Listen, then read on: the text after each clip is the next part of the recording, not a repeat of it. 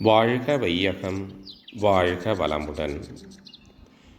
வாழ்க்கை மலர்கள். நால்வோர் நற்சிந்தனை. மே 30.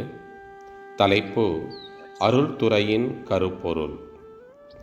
அறத்தை காக்கவல்ல சிந்தனையாளர்கள், ஆட்சி பொறுப்பு உடையோர், செல்வந்தர்கள், தொழில் நிபுணர்கள், மக்கள் தலைவர்கள் யாவரும் இறை உணர்வில் முழுமை பெற வேண்டும்.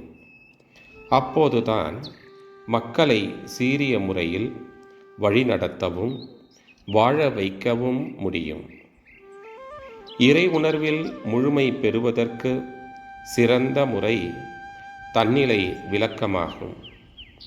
இதனை ஆங்கிலத்தில் செல்ஃப் ரியலைசேஷன் என்று சொல்வார்கள். இதுவே அருள்துறையின் கருப்பொருள். இறை வழிபாட்டின் உச்சம்,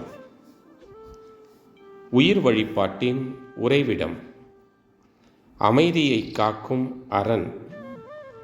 தன்னிலை விளக்கத்தால் அறிவும் உயிரும் உணரப்பெறும்.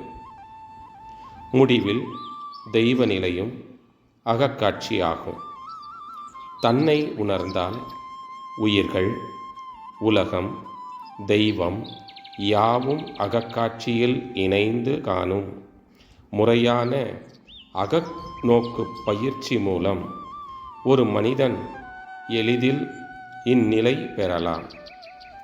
இத்துறையில் தேர்ந்த வழிகாட்டிகள் இந்நாட்டில் பலர் உள்ளனர்.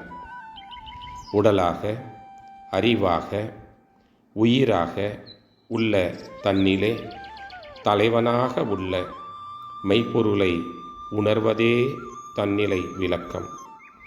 இந்த தெளிவிலே ஒவ்வொரு உயிரினிடத்தும் தெய்வத்தின் இருப்பு நிலை, ஆட்சி நிலை விளங்கும் அல்லவா? கேள்விக்குறி.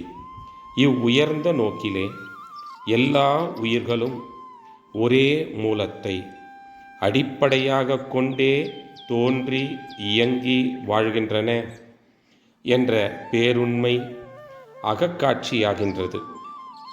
இத்தகைய அறிவின் தெளிவிலே ஒழுக்கமும் ஈகையும் இயல்பாக மலரும்.